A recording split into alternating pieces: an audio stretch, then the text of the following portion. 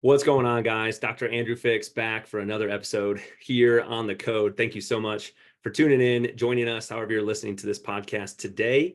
We've got a special guest for you guys today. This might be the largest time zone difference we have here on the podcast. We've done a few international ones before. We've got Morgan Nelson joining us all the way from Gold Coast, Queensland, Australia today. It's morning for him, Thursday, evening time Wednesday here in Colorado, recording this. Morgan, thank you so much for tuning in and joining us on The Code, man. Mate, I'm stoked to be here. I love social media. We get to do things like this and connect all over the world. So I'm fired up. Yeah, like Morgan just said, this was kind of a social media connection, how we were able to make this happen and get this scheduled. Morgan was actually one of the guest speakers at an event, a network marketing event that my wife and I attended 6 years ago, actually. And he's a speaker, he's a mentor. He too is a podcaster. He runs a very successful podcast called Dream Out Loud, and we're just excited to have him here on The Code. So Morgan, could you do all of our listeners a favor and do a quick introduction of yourself? Just, tell us a little bit about you, and then maybe we'll start to weave this into your story of how you got to being a speaker and hosting events and doing all the stuff that you're doing now. Yeah, for sure. Well, like most stories, it definitely didn't start here. It wasn't an easy. It wasn't given to me or anything like that. I'm 30 years old now. 30 years old now. I run 4 different companies. I travel all around the world. I speak around the world. I have a lot of fun. I skydive. I do all these sorts of things. I like to really live my life and help other people do the exact same thing. And a lot of all our programs and seminars are backed off a lot of like neuroscience, neurolinguistic programming, all these sorts of things. Because the past 9 years, I got really fascinated on one question, and that is how the hell I became as successful as I did at 23 years old. Because at 21, I was a complete and utter mess. And then 23, I was living on the beach of Mexico, financially free. I've never worked a job since. And I was like, what happened? And I got so obsessed on the mind. I got so obsessed on why we do the things we do. So for the past 7, 8, 9 years, I've got really obsessed on that and how I can kind of duplicate the process for other people. So a lot of our programs and stuff are all built around that now. But that's kind of a bit of what we do now. But I don't know how far you want to go into the story or not. But yeah, it wasn't just like a happen overnight thing for sure. Yeah. I mean, if you could give us the synopsis of just letting people know truly where you were and sort of like fast forwarding to like where you are today. Because I know Yeah. I've seen you speak in the past and seeing some of the things you put on social media. I know, like you said, you were a complete and utter mess. Like there were some significant challenges that you were going through mentally, Yeah. emotionally, career wise, and all that has like done a complete 180 and turned itself around. Yeah, for sure. So long story cut short, the only reason I went all the way to grade 12 was for the parties and the girls. There was no other reason. I was not enjoying school. I wasn't good at school. I had no idea. I had no plan at all to ever go to university or college.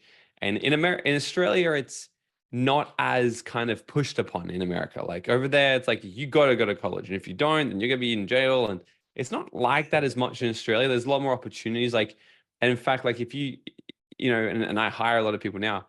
Going to university, having a degree is just not really a thing. Like it doesn't bring much weight unless you're hiring for like a doctor or something specific, right?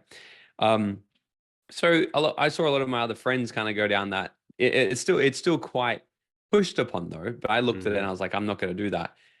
And I left school and I started becoming a carpenter. So I started my apprenticeship in carpentry, and I fell down the trap of becoming just like every single other person I was surrounded by. I was drinking every single day, using drugs every single day. I became toxic, negative, depressed. Went down an absolute just spiral. And I kind of really decided to wake myself up about 19 after my life got so bad, where I even tried taking my own life, thinking that it was the only way out. And that kind of woke me up to really start paying attention a little bit more in life, start paying attention as to who's running my life. And if I'm not the one waking up every single day, setting a plan in motion and actually executing on the plan, then I'm just going to fall into someone else's plan. I'm going to be the pawn on someone else's chessboard. And from that age, I started to actually look at life a little bit differently. I started to seek out, surround myself with people that actually had the life I wanted, just thinking that if I could get around them, maybe I would, learn a thing or two there. And lo and behold, it did. By the time I was 21 years old, my friend introduced me to the network marketing company that we met through. And that I saw as my ticket out. I had no idea what it was. It was a health and nutrition company. I realized like, hey, I'm super unhealthy. I live off drugs and alcohol and fast food right now. I need to get healthy. I need to feel good. Feel good. Everybody else likes to feel good as well. Can I make a business out of this thing? Like, let's go for it. And I thought I was gonna be a mega success in this because it was like the vision was painted like you can get rich quick almost, like as they kind of are. In my first year, I went nowhere. In my second year, I kind of didn't really get anywhere still. Like maybe I was making $200 a week, something like this. But then after the 2 years, and I was watching all these other people around me succeed a lot faster, I started to really figure out my mindset and personal development, what makes us do the things we do. And now what I've turned into the 5 laws of creating a dream life is what I did back then. In the space of about 6 months, I took my business from where it was to we're doing 6 figures a year in residual profit. So took the business to doing over 7 figures a year in sales. And that's what took me from being a job here in Australia to living on the beach in Mexico. 23, met you in Chicago. And since then, I've kind of just, traveled the world. We lived in Bali for a while, built this business even bigger and bigger and bigger. Just from the beaches and cafes and really just letting it fit into my lifestyle. But when COVID happened, it woke me up again, as I think it did for a lot of people. I think when COVID happened, there was 2 types of people. There are people who were like, oh my God, COVID's ruined everything. And then other people were like, all right, let's pivot. What are we doing here? Like, what can I learn from this? And I was one of those people where it made me stop. And I realized that shit, I was moving so fast on one thing that I was heading where I thought I had to head, but I was actually off track the whole time. Because what my heart was calling me to do was everything we're doing now, which was teach other people. Like, how can I teach these things? How can I put it into a framework, into a model, into a seminar, into a program, help other entrepreneurs in business really become at their peak, get the best results absolutely possible. And that's what we really devoted my whole life to for the last 3-ish years. We've just gone all in now and events, seminars, online education, all these types of things. Man, yeah, and I love hearing you explain that story, and then hearing you talk about the mindset piece of it, right? Because we see so many people jump from job to job to job, or career to career to career, or relationship to relationship to relationship, looking for something, right? They're looking for that thing that makes them happy. They're looking for that thing where they can be successful, or X, Y, and Z. And a lot of times what happens is the change that needs to take place, if they're in one, is within us, right? It's not the job we're in. Like, people can be successful doing a lot of different things, but only if you have the mindset that is going to serve you well going forward. And I think it's so cool to hear you talk about, pivoting into this, I guess we'll call it like an education position that you're in, educating and mentoring other people, because that's the whole reason that this podcast, quite frankly, exists. Like, this was designed to try and help educate and pass information on to more and more and more people, and as a way to provide value to other people and get some awesome people on here. You mentioned those 5 laws that help you like live out your dream life. And I know one of the other things that you often will talk about is something that you call the 4 secret pillars. And I don't know if those are the same things or different things, but maybe we could jump into that a little bit and talk about like, what are some of these categories of things that that you work through in your presentations and coaching with people to help them find success and live out that dream life. Yeah, it's funny this. Okay, so when I was 23, I was like, how do we, like, what is the process essentially of manifestation? Everyone's talking about how do you create your dream life? So what started for me when I was 23 was this really simple kind of 4-step process, right? And then I did more and more and more. I'm like, wow, it's so much more. That 4-step process is now just one pillar. And then I built the 4 pillars. And now I'm writing my book called The Dream Out Loud Method. And I just went away on the weekend. I started writing out the whole first part of the book, and it's actually turned into a 5th pillar now. And I'm like, and I'm about to run my next Dream Out Loud Method program in 2 weekends time. and they're going to be the first people ever where I'm actually going to be talking about the new pillar. I'm like the new law, right? The 5 laws. And so it is just continually molding and evolving as I'm learning and teaching it more. And writing the book, starting to write the book actually made me get even clearer, because there's a difference between teaching things and writing it. A Sure. huge difference. And someone for me who can barely read or write, it's funny, like I barely graduated English in school. Like I joke with my partner, she's Lithuanian. I'm like, you speak better English than me. Like your grammar is better than me. It's your second language. But so there's a huge difference in how I teach something and then actually having to write it. So the writing process made me get very, very clear and hyper niche on how to really understand it to another level. And there's actually a 5th one. So the 4 pillars and the 5 laws is the exact same thing, but it's actually the 5 laws now. There 4 you go. pillars is no more. It's evolved.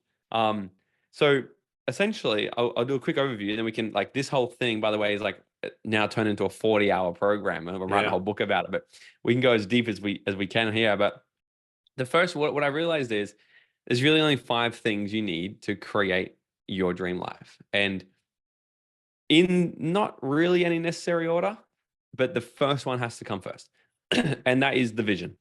Right? The vision is super important. And I run a program called Mind and Money, and I literally open up and I talk to people and I say, everybody here wants to get rich, yada, yada, yada. But what was the goal you wrote down this morning?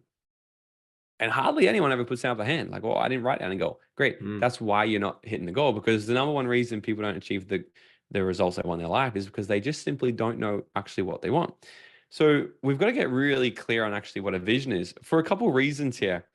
And studies have actually shown, and this is why, like, I'm all a fan of the law of attraction. Like, it really kind of got me going. But through my life, it's kind of become a bit of a fugazi, woozy, doesn't make sense kind of thing. And I like to bring some practicality, so a little bit backed by science and how our brains actually work, mixed with a bit of the quantum world, because the vision is super important. Because if we can't see where we're going, then how do we ever know how to course correct or what's working, what's not That's working? right. The reason why having a really powerful vision is super important is because a lot of people will get distracted by shiny objects or random things. And when we have a vision that's so clear for us, we know what we need to say yes to and what we need to say no to. And it's really easy. And for me now, operating 4 different companies, traveling around the world, we have the podcast as well, which you'd know is pretty much a business as well. So Absolutely. I do a lot of things. I get presented a lot of things every single day, and I'm just continually going yes, no, no, no, no, yes, no, yes. And it all comes down to, is this thing in alignment with the ultimate vision? Is this thing in the alignment with the 3-year picture here? If it's a yes, then we do it. Even if it's scary, even if we don't know how, we do it. But if it's no, then we don't do it. Easy decision. Bang, out of the way. And having a crystal clear vision really, really helps with that. But you've got to have a couple different visions, because this is where people kind of screw up. In the law of attraction and The Secret, people watch The Secret and they go, oh my God, they're making $60,000 a year. They watch The Secret and they go, oh my God, all right, that's what I need to do. I need to manifest a Ferrari now. I want a Ferrari. I have the yacht. I have the jet. I'm making $1 million a day and all these amazing things. And I'm the last person to ever say that that's an unrealistic goal. However, you have to, neuroscience has shown us, you have to actually have some level of realism to it. So there's 3 levels of a vision. The first one is people go, let's say they're making 60,000 a year and they go, okay, the goal this year is to make, 10% more. I'm gonna make 66,000 this year. What's shown us is what actually gets us motivated, which engages our physiology, is a spike in this section. I forget the name of it, but it's essentially a spike in our blood pressure. If we can get a spike in our blood pressure, it sends the signals into our brain. It says, act now. It's like, go now. This is relevant. It's exciting. Go. And if we're only doing something that's kind of like a little bit of a stretch, like a 10% increase, it doesn't spike our blood pressure. So it doesn't spike enough for us to actually engage the motivation from the get-go. But then people create this huge goal. Like I said, $1 million a day, I'm doing those crazy things, but they've never made their financial thermostat, their normal world is set for 60K a year.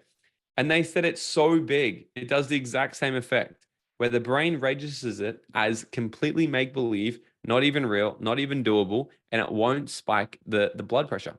It won't get us excited enough to actually act on it. This is It's why not people just tangible. said, exactly, it's so far out where it's like, and I'll give you a perfect example. This is why they've done studies on this. I forget the name of the lab, but they've done studies on this. And this is why most people don't take saving for retirement seriously. Because, and I'm one. I had a friend from New York City. She's a big investment broker. She came over here when I was 22 years old, and she's punching numbers into a calculator, telling me, Morgan, if you just invested this much money per month, look at this, put this much return on this into this index fund, bam, bam, this is how much you're going to make by the age of 65. You're going to have a couple $1,000,000.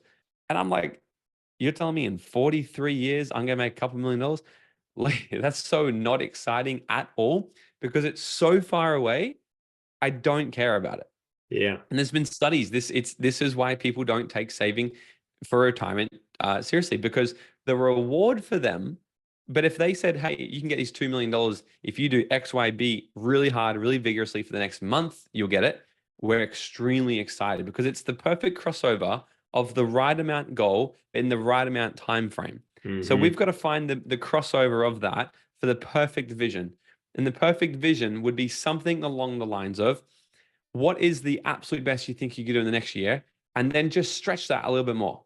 Just stretch it just more. Michael Jordan called them stretch goals, but can we just 10x it? And if we do the whole 10x thing, so most people think to, how can I double my goal? How can I just get a little bit more of an increase? So let's say the person going, okay, I make 60,000 this year in my business. Go.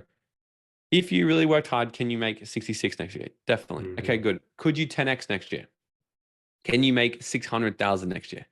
Probably the answer is going to be, whoa, probably not. Great. But if you were to, how would you do that? And automatically, this is what it does. It eliminates nearly every single other option that was wasting time in our head. Like, oh, I could do this, I could do this, I could start a course, I could network marketing, da, da, da. And it goes, no, if I was going to do it, there's probably only 1, 2, maybe maximum 3 ways to do that. And we all know it. If you were to do it, how would it happen? Bang, like this. Great. That's the plan. That's the only way. That's the vision. Let's go there. And what happens is, this is enough to ignite enough blood pressure in us to actually get the motivation started. We need a really powerful vision to get started in the process. This actually gets us out of bed now, where we're like, I'm not being lazy. I don't care about Netflix because I see it. It's scary. It's close enough where I know I can feel it. Yeah. It's far enough away to know that I've got work to do. And I know what's required of me to get it done. And I don't know how I'm going to. It's that perfect crossover that it ignites the shit out of us. We need that vision. But at the same time, we also need a negative vision, because what neuroscience has shown us that after we get going, that won't motivate us much anymore. And I've been really working on this lately, because I'm like, like my life's pretty good, right? Made my first $1 million by 28. All my companies are under management. I have a lot of fun. I travel. It's easy to get complacent. Where I'm like, why do I want to push? Sometimes I think, like, why push to make 8 figures in a year? Like, why? Like, life's chill. And the biggest enemy we'll often have is ourselves. And I started to think about this, and I asked myself the other day, I'm like, what would make me really get back into momentum? Like, it's not the vision anymore. It's not the yachts. Because we have a yacht on the vision board. I'm like, I don't care. I've been on so many yachts. I don't want to own one. They're expensive. And I'm like, I just, the materialistic things I'm like, yeah, I don't really care. And if you're not really driven by materialistic things anymore, it's kind of hard to not put something tangible on the vision board. Like, what else do you put? How do you measure that, But then I asked myself, okay, what do I know about human brains? We're only motivated by 2 things: gaining pleasure or avoiding pain. Totally. Okay, the pleasure got me going. The pleasure got me going. The pleasure got me building good habits that have got me to where I am. What's going to get me to get that next edge? Create a negative vision. So now I'm actually a bit of a sicko, and I'll think about, okay, well, if in 1 year, what's going to happen if we don't hit that goal? Like, and not just miss it, but what's going to happen if I stay exactly where I am? Right. What's the worst case scenario? And I let my mind go to the sick things, like, oh, well, my best staff are going to leave. We're going to run out of money. I'm not going to be able to do this. My girlfriend's giving me the job still. And I think of the pain. But this is the perfect balance of it as well, because back to quantum physics and the law of attraction, if we're focusing on what we don't want, of course, we're going to manifest it. But it's almost like we need to have a healthy, like, non-delusion, because if you go down the rabbit hole of law of attraction, you can become delusional and you don't look at the realism happening in your life. So it's about having the balance and going, okay, here's the vision that we're going on, and I'm focused on it every day. That's the target. However, I'm also very aware that if I slip up and I get lazy and I procrastinate and I get complacent, then that's That's what's happening. But a lot of people Yeah. bury their head in the sand about that shit and they don't let it going. So it's the combination. And what Mm. they've shown is what actually engages the motivation chemicals in the body is a continual balance between that and also being aware of, hey, I could fall and die. It's Yeah. like if your goal is to walk across a building to building on a rope, you're very aware that if you fuck up, you're gonna fall and die. But you're not Hmm. focusing on it. You wouldn't look down, you'd focus where you go, but you're very aware of it. And that's what's been shown to actually have the balance of a powerful vision. So once they're really clear on the vision, then the other four laws kind of come into play.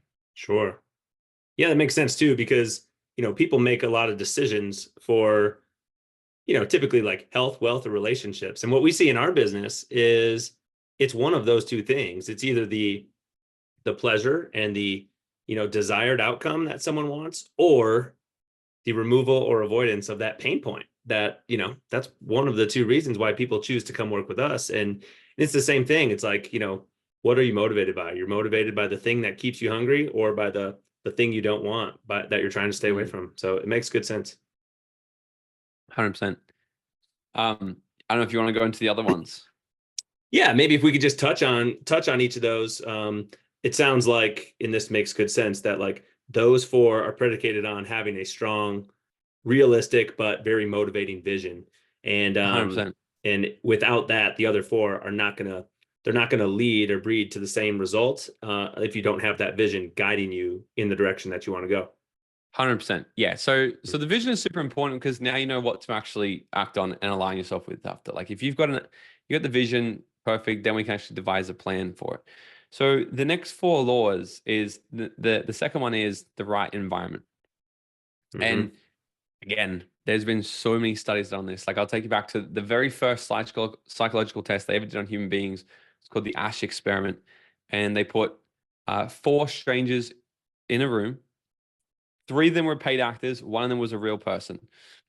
And they said to them, they said, hey, we're going to put four lines on the board, four lines. One of the lines is double the length of the other one, right? All you need to do is go in there and put a circle around which line you think is different from the rest. They told the paid actors, go in there and choose A, which was clearly the wrong answer.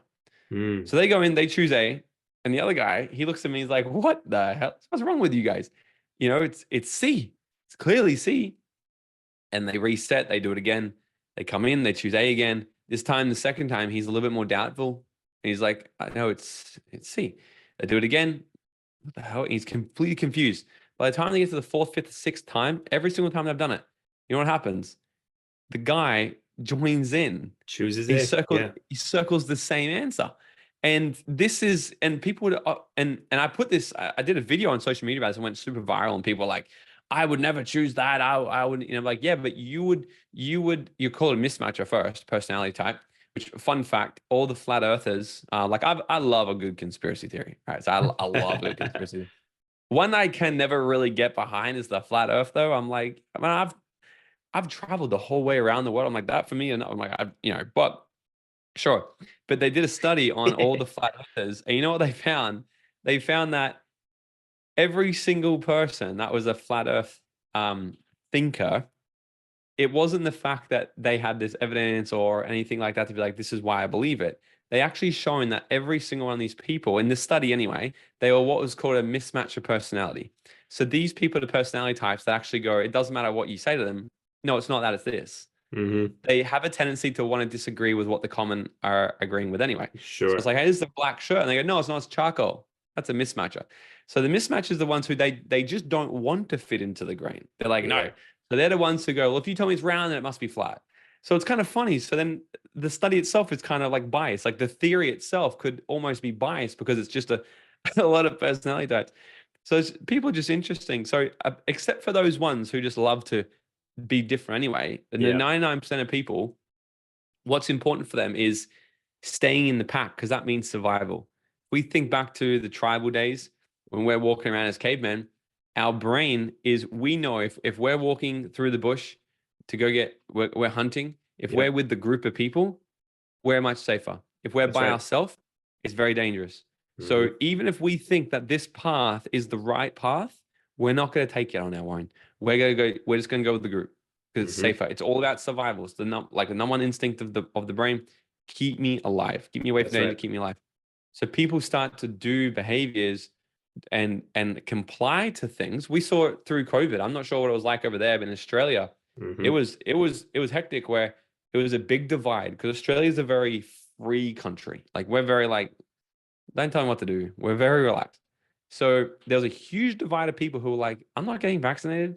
And then there was a huge bunch of people who were like, no, I am getting vaccinated. And each people were complying in the law to this Ash experiment. There were people, and I do studies in the room, like put up your hand if you've been vaccinated. And I asked, why did you do it? Why did you do it? The majority of people have an answer, something like, well, I had to because of my job. If they're in health, they had to get it done over here. Right. Or they'd say, well, like my family were getting it, my friends were getting it, everyone's getting it. So I got it. Yep. And then I asked the same people, why did you not get it? Well, because, I didn't really have to. None of my friends are doing it. No one's doing it. I just, didn't really care. So Hmm. most people just did it, and they're doing things every single day, not knowing why they're doing it because the mass people around them are doing it. Yeah. But what if the mass people around you are doing something that is actually fundamentally wrong or is off path for you? You're going to become exactly like them. And this is what they've just shown time and time and time again. You'll essentially give up on your dreams. You'll give up on what you know is true based off what the people around you are doing because it's more important for you to fit in than it is for you to stand out and actually pursue what you know is right. Right. And Right. it's fascinating. So once you know the vision, you can actually go, okay, well, which environment can I get into that also have a certain vision, that have the same vision as this, that have the Hmm. same goals, dreams, ambitions, or maybe even have this life? Because Yeah. what happens is this happened for me. My old group of people were all the exact same as me, going out partying every weekend, talking about picking up girls. That's all we cared about. Then when I started to switch my environment, my new environment, what their normal was saying, no, like we're talking about wealth and business. We're chasing goals, not girls, doing all these things. I'm like, well, so their new normal, I came in first going, well, this is different. I don't know about this, but I go, actually, hang on, maybe it is this. It completely swayed what I thought was normal because I thought it was normal to go out and party. It's what you do, right? But no, they're like, no, we do this. We're disciplined. We get this done, etc., etc., etc., and completely start to change my behavior. Yeah. What is that saying? Like, we are the average of the five people that you spend the most time around, right? It's that Yeah, same concept that, like, if you are the the smartest one in the room, or if you're the fittest one in the room, you're in the wrong like, room. yeah, do you think that you are going to be pulled in a direction that you are going to keep moving in that trajectory? Probably not. You're Mhm. probably going to plateau, if not even start to roll back downhill the other way, closer to the average of what the other people are that you're surrounding yourself around. Yeah, So yeah, I think that concept of like continuing to put yourself around people who are closer to what you are trying to achieve makes a ton of sense. Get yourself in that right environment, because otherwise, like you said, people are just waking up making decisions based off of what the masses are doing. We're just like running our lives on autopilot, right? It's not Mm. intentional what we're waking up and deciding to do every day. We're just doing things automatically on autopilot. Yeah, 100%. And then Hmm. you talk about that being in the wrong room, because then essentially like so my goal has always been to be the dumbest and the poorest in every room I'm in. And you know the better you become, the more wealthy you become, it gets harder to be in rooms like that. Um, and but that in itself is a reminder because it reminds you of the negative vision. So I have friends who've grown a huge company. They're on par to do maybe at 40 million this year. And when we catch up, and they've skyrocketed, this happened, they've grown that business in the last like 5, 6 years. And when we catch up, and they're like, yeah, we've hired like 10 more staff, I have 120 staff now. I'm like, yo, I'm like, every time I think I'm doing good, I come hang around with you guys, and I'm like, far out, man. It's like wild. So just reminds us of that in a healthy level, though, right? Because high achiever syndrome is a real thing. Hmm. And Hmm. we know we've done so much, but we also feel like we've done nothing. But it's about having that balance of actually finding through the noise, the practical information I can get from this actually going to help me versus hinder me. I Yeah. don't think being high achievers, my partner's a big high achiever and she's so hard on herself sometimes. I'm like, well, if you're a true high achiever, you wouldn't be so hard on yourself because you know that you want to get even more done in this world. And if you're really hard on yourself, then you're not performing at your best. And a Hmm. true high achiever wants to actually perform at their best. So stop being so hard on yourself. And she's like, that's very true. Yeah, that's right? right. That's right. Yeah. What about number three? What do we, so Okay, we've so got number the three, vision and we've got the getting ourselves into the right environment. yeah, so number three is the vehicle. We must have the right vehicle. So when I was 21 years old, I had no idea what I was doing. I stumbled across network marketing. For me at that time, that was the vehicle that fit for me. That was the financial vehicle. And this can be used in any kind of goal as well. Like for relationships, even like let's say, okay, you keep attracting these really crappy relationships, or you're not getting into a great one you love.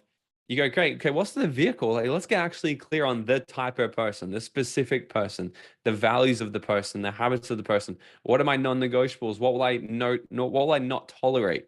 Getting very clear on what is actually going to be the vehicle that takes you from where you are to where you want to actually go. Mm-hmm. And it's important to kind of look at all the different types of vehicles out there. And if I look at my friends, I'm not going to build a $40 million company like what they have, because they're in a vehicle that is highly scalable in a niche that is somewhat government funded. I'm Mm-hmm. like, you guys are you've hit the mark, and they're building a company to then exit soon. I'm like, that's a good strategy. For me, I'm gonna keep this thing doing, what we're doing here, but I've got other things that we're invested in, we're doing as well. But I'm looking at the vehicles that suit right for me based off what's my true north. So I look at my true north being the things that have literally just been encoded in me that I love at a super deep level. For me, it's learning and teaching. They're the two most fundamentally important things for me. So, in fact, when they started this company, they were like, they'll tell me all about it. There could have been an opportunity for me to even jump in with them. But I was like, none of that sounds exciting at all. Like I just know me. If I'm not excited about it, I'm probably not going to jump into it, because I like learning. I like teaching. Right. There's not a Right. learning and teaching business, but everything I do in my other companies is about learning more things and teaching more things. We have a lot of education businesses. Like that's what I love to do. So I'll find things that are in alignment with that. That way, I'm always going to be very excited and curious to know more about it. So if I can find something that um, I don't really know much about. Perfect example, we've just invested in a health company actually with a doctor. He's a doctor of holistic. He's a doctor of what's not a physio. They're not a physio. They're an osteopath, osteopathic medicine. Yeah. Yeah. Sure. Yeah. Yep. Yep. Osteopath. Yep. So he's done all of that, and he's done like huge deep dive into a lot of things. So we're doing a lot of biohacking things and helping entrepreneurs really dial in their health and get to an optimal level by scanning their blood work, their DNA work on every single level. So I'm partnering with him now. I know Sure. nothing about it. Like I'm like 2 months into my thing. I'm wearing an aura ring. I don't I even saw know what it that. does most of the time. Mm-hmm. And I'm like, I'm learning it, right? But I'm learning it, but I like to build this thing so we can teach other people. That it's getting me excited to actually get to do this. Yeah. So I find a vehicle that works for me, that ignites me, that excites me. That way, it never feels like I'm working. Really, it's that whole kind of story. So the right vehicle is super important, because I think if you build the wrong vehicle for too long, then that is when you get to the story one day where like I've made all this money, but I'm miserable. Mm-hmm. Because like for me, and it sounds really bad as a business operator, I don't really track our finances. Like we have people who do, but for me, I'm just focused on the mission. I'm like, I'm not really watching much of the numbers, because I know we make enough and we're growing and we're scaling, but I'm just focusing on the mission because like that's just where I'm better at, right? And it Yeah. sounds bad. I should pay better attention, right? So the fourth one is the right timing. This is the procrastination killer. A lot of people, once they've got a vision. Okay, I'm in a good group of people. I know, I know I can do it in my head. I got a business here. Why am I not acting on it? Right? This comes back to a deeper version, a more specific version of the vision. And I call it the right timing. Okay. So in order to actually get now to be the right time, we've got to have the balance, like I said, between the future us and the worst version of us. So I get people to actually create two really significant visions here. Mm-hmm. Create an absolute best case scenario, and then create an absolute worst case scenario. What is the worst case scenario? Like not a hopeful worst case, an actual realistic, if nothing changed in your life, and actually getting to increase the pain in the now. Because like I said, Mm. we're motivated by pleasure or pain. If we can increase the pain in the right now and actually get that stick onto us and become aware of our own nail, the nail that we're sitting on. Most people are sitting on a nail, but they don't get off the nail until it hurts enough. And Yeah. that's the thing. Most people walk around and complain about life. I'm not here. I want to make more money. I want to do this. Then why don't you do it? I don't know. Because it doesn't hurt enough yet. Right. And the majority of the population live a 7 out of 10 life where it doesn't suck that bad. Like if you live a 7 out of 10 life in America, But if you live a 7 out of 10 life here on the Gold Coast where I live, life's good. You work 4 days a week. But the beach is right here. It's sunny every day. You go down to the beach, everyone's good looking. It's like a fitness culture here. There's nice restaurants. You can live on the water with some friends. You can have a rental car. You can do all that on minimum wage here. So most people settle for that. They're like, well, that's a 7 out of 10. Life's not bad. It's not great, but it's not bad. So I'll just stay here. Because the effort required to move from 7 to 8 is quite significant. Right. The effort required is like, shit, I got to start actually really taking it seriously. But once we can get this momentum going, it can kind of grow and grow and grow and grow. Mm-hmm. So we've got to understand that we actually are sitting on a nail. We just need to discover what that nail is. We get clear on this. It's a matter of making the decision. Most people, nothing really happens until they fully decided on it. You can't really do anything significant if you're only 99% in. It's like, as our mentor David Wood, he's like, it's like your wife coming home. So you coming home to your wife and saying, baby, I'm 99% sure that you're the woman of my dreams. You want to get married? I've never met any woman. Actually, so I've met some women who are like, yeah, I'll just take it. I'll take what I can get. Right? It's like, love, you gotta grow some boundaries, right? But most people are like, no, like, where's the other 1%? I want the 100. Yeah, that's right. And if we think about the polarity of feminine and masculine, that's why it's like, well, you're not going to be met. Like, so men wanting to propose being 99% in, you're going to be met by 99% feminine. And there's going to be that 2% difference of everything else. You'll be so close, but so far away at the same time. So until you can go completely 100% in, you'll be met by the other side, by the universe, God, source. You'll be completely met once you're 100% decided to go all the way in. And it's a matter of, it's actually working your ass off. I see this a lot. People are like, I got to have a 6-hour morning meditation, red light therapy, cold light therapy, hot therapy, hormone therapy, hypnotherapy. I got to pray. I got to do all these things. And then I have my first meal of the day at 4 o'clock, and then I'm just too tired. I have a nap, and then I go to bed. It's like that's just unproductive routine. And nothing beats going through a season of just working your ass off. I'm still yet to meet someone who has become very successful and said, no, I never went through a season where I worked my ass off, at least for like 6 or 12 months, where I was like, yeah, I sacrificed some sleep. I sacrificed some time with my friends. I sacrificed doing some of the things I want to do because I just worked. There's a period, and that has to happen, but a short 12 months of all out focus can radically change the path where we're going. And the final law is becoming the right you. Right you is built off 3 different sections. Having the right belief system is number 1. We look at Roger Bannister. Roger Bannister was the first person ever to win the 4-minute mile. And up until he did it, no one, scientists, professors, doctors, all said it was physically impossible. No one's going to do this. And then he did it. But when they interviewed him, they're like, what happened? What happened? What happened? And he's like, well, I just had this absolutely insane belief that I could do it. I just knew to my core that I could do it. And then 6 weeks later after him doing it, someone else did it, and another. Yeah, totally. There's been like thousands of people do it, right? Because the belief completely changed. And I remember in my network marketing company, I made a jump from 2-star to 4-star in 1 week. So it was like a significant jump in the business. And I did it because I spoke to one of my mentors and I go, I'm going to jump 1 level in my business this week. She goes, well, if you can do 1, do 2. I go, what are you talking about, do 2? I have triple my business in a whole week. Like, what are you talking about? And she goes, well, someone in my team has done it. And when she told me that, it completely changed the belief where I thought it wasn't possible. I go, well, shit, if someone's done it, then maybe I can. And then I did it. And I said to her, I did it. She goes, oh my God, you actually did it. I said, well, yeah. She goes, oh, well, that was actually a joke. I don't know anyone who's done that. But she made you believe that it was possible. Yes. Yes. And another perfect example, me and my girlfriend were doing CrossFit one day, and we're doing like a team's workout, me, her, and some other random guy in Bali. And you all got to share the workout. It's like 3 kilometers on the bike, 100 wall balls, and all this other crazy shit. So we were cooked, right? So I'm doing these wall balls, and I do like, the guy counts, he does 14. He has 14. That's okay.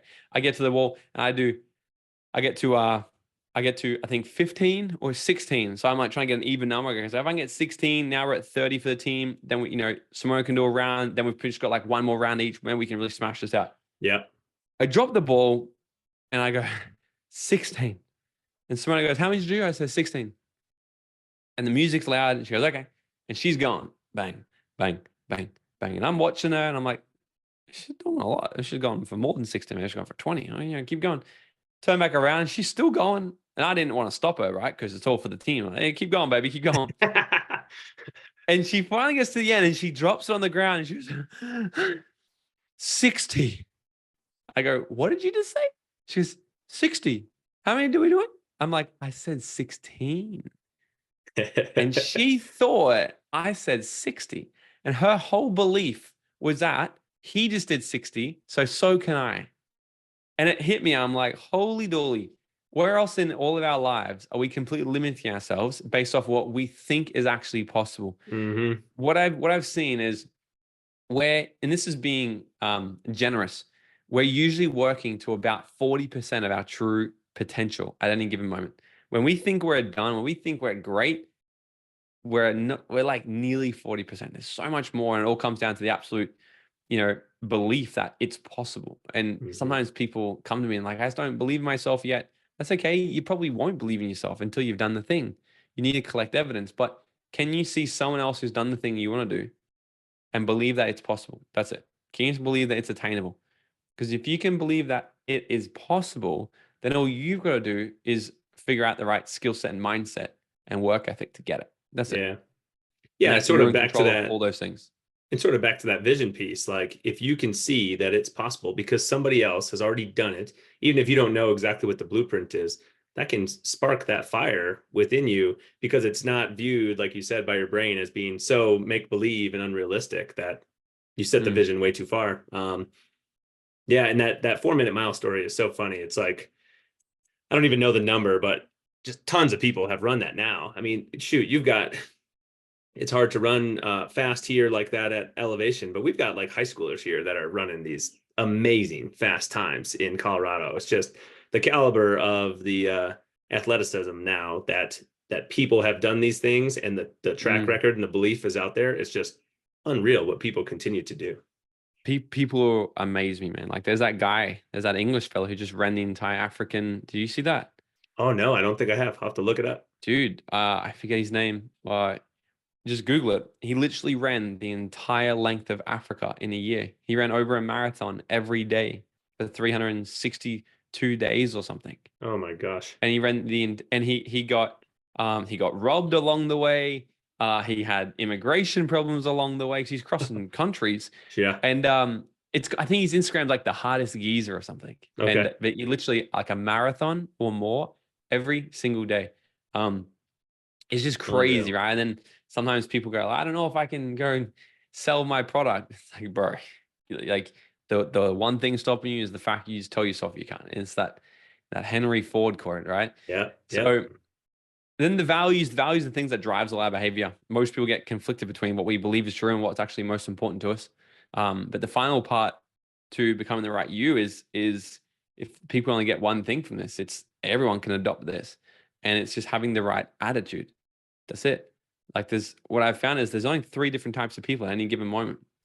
First type of person is the person who goes, oh my God, the wind's not blowing in my direction. It's not working for me. I can't do it. And they blame the wind. They stay the victim. The second person, they go, oh, well, the wind not blowing my direction. So I'm just going to keep hoping. I'm going to keep praying to God. I'm just going to keep, I'm just going to hope. That's it. I'm just going to hope that some sort of other force other than myself is going to do it for me. It's out of my control. Yeah. Yeah. And they justify, and they keep doing the same thing they've always done. The third person, they just get up and they change their sails. They're like, well, hey, the realist thing that's happening right now is it's not blowing in my direction. What's in my control? I'm going to change my I'm going to change my sails. Well, it's changed on me again. I'm going to change. I'm going to adjust. I'm going to pivot again. It's changed again. Well, I'm going to change my sails. I'm going to adjust. I'm going to pivot again. And life is just like that.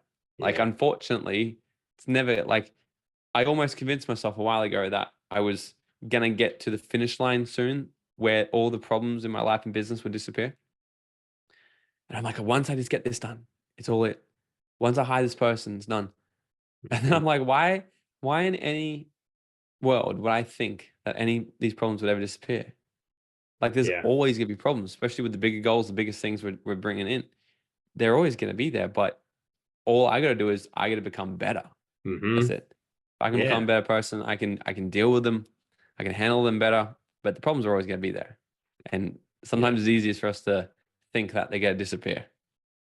Yeah, that's so true. And it doesn't matter what you do, right? It doesn't matter if like you're in the business that you are, we're in the business that we are, as we continue to grow and have different team members, there's just different problems, right? And or sometimes I feel like the problems are the same, but they're at a different scale because you're in a different Mm, place than you were in the past. And like the type of problem might be the same as it was years ago. It was just smaller then, and now it's bigger now because the whole, team or business or whatever is bigger. And like you said, though, we have to continue to change and grow and evolve. If we stayed the same as we were before, well, one, we probably would have never got to that place in the first place. But you can't solve this bigger problem now with the skill set that you had before. You have to adapt and yeah. change, and you have a different skill set now. And if you don't have it, like you said, find the right environment, get around different people, and like attain the skills and attributes to be able to navigate that. Yeah, 100%. Yeah, it's a journey. That's why like when I teach this, it's like I've literally used these 5 laws to not only create my dream life at 23, but then to get to the next level again, Mm-hmm. and then to the next level again. Because every time I remember when I moved, I did a quick stint in LA when I quit my job, went to LA for like 8 weeks because I was like, yeah, maybe I can try and live in LA. I was like, I'm gonna chase my dreams. As people would go, I'm gonna go to LA. I had no Yeah. idea why. I went there on a holiday one time and I liked Santa Monica. And I'm like, this is great. I was there for a few weeks. And I'm like, I hate this place. It's not a great place to live. And and then we like, let's move to Mexico. But I remember when I was there, somebody asked me, they go, well, how does it feel? You're 23, you're financially free, never have to work again in your life. How does it feel? I go, honestly, feels like I just bought a Ferrari, but it's leased. Mm-hmm. I'm like, I got it, but it doesn't feel like it's actually strange. I'm like, because now, and it's like I got this Ferrari, but I don't know where to drive. That's kind of how it felt like when I hit this huge goal because I didn't set the next goalpost yet. And I was Mm-hmm. like at 2 months where I was like, what is everything? I'm like, this is weird. It's not like this is unfulfilling. This is what I started Yeah. to learn. I'm like, so once we get close enough to the goal, we've got to have the next goal already ready and in Yeah. place. And now the goal is a checkpoint, a celebration point. Mm-hmm. Celebrate, have fun, reset, and keep going. There Yeah. always has to be another thing. A mentor said to me that one time, I said, because I keep hitting these goals, and I'm like, when I hit these goals, I almost don't want to hit them anymore because I feel like shit after. And she goes, you just got to set the next one. Yeah. Like you've got to always you got to stay in momentum. Mm-hmm. Laws of physics. What's in momentum will stay in momentum. If we celebrate for too long, it's like getting the whole boulder moving again. Yeah. And That so inertia. Mm-hmm. yeah, so I use these laws, man. Like put them to the next goal, the next goal, the next goal, the next goal, just over and over and over and over. And I'm sure maybe even by next time we talk, there might even be a sixth. Who knows? I'm trying not to. I'm trying to keep them at 5. But as I keep learning and growing through this and developing it, it's Yeah. it's getting more and more. Well, that idea there of like setting the next goal holds true in all facets of life. Like you just said, you started wearing the Aura ring, right? And Hmm. then when you reach some health and fitness goals, well, then you set a next goal that you keep working towards. And if it's business, you set a next goal. And if it's you're in the gym and you're trying to set a new PR in how much you can squat, well, it's going to take a lot of work to get from this to the next one. But you set the next goal and Yeah. you do the building block pieces to get there. I think it is so true. And I think this conversation is applicable to, like I said, all areas of your life, whatever things you're working towards. And I want to encourage you guys that are listening to like take hold or take notice of these 5 laws and like see where you can start to apply these things into your life and what are the things that you're trying to achieve and how can these help you get there. And then if you want to learn more, Morgan, can you tell us where people can find you? Where can they gather more information as we wrap this up and let you get on out of here? Yeah, for sure. So a few best places is I got a podcast called Dream Out Loud. We got heaps of amazing content on there. People I do a lot of solo episodes on bite-sized bits for people as well. So you can check that out, Dream Out Loud, or my Instagram, Morgan T. Nelson. We do a lot of it on YouTube now as well. You can find me on YouTube too. And we've actually got, I can get my team to send it to you. We've got a sick, like I call it my life by design planner. And I built like a high performance planner a while ago that I used on myself. And my team started asking me, they're like, how do you get so much done? And I'm like, well, I followed these things. And then my marketing manager, she was like, can you put that into a process? Like, can we give it to people? So we've actually got like a 1-page plan that people can get where it's like my life by design planner. It's not overwhelming. I've seen so many like high performance plans that 1,000 questions to answer every day. I'm like, my God, did that overwhelm before I even start my day. So this is like everything you need, nothing that you don't. So people can get that. It's like a free downloadable link. I can give it to you as well. People can grab that. That sounds great. Well, we'll get that planner from you guys. We'll link that in the show notes for all you guys that tuned in to listen to this conversation with Morgan Nelson on creating your dream life. Again, thank you so much for tuning into The Code. And if you have listened to other episodes before, you've heard me say this, we're trying to grow the reviews on this show. So if you've not already left us a review, please go do that. Whatever podcast platform, Spotify, Apple, you name it, that you're listening to. We're trying to get up to 200 5-star reviews. So go drop one on there. We'd be so grateful if you did. And again, Morgan, thank you so much for joining me, man. I really appreciate your time from Colorado to Australia. And we really appreciate this conversation with you. Thanks for joining us. Awesome. Thanks for having me, brother. Cool. Thanks, guys. We'll catch you on the next episode of The Code. We'll see you later. Bye-bye.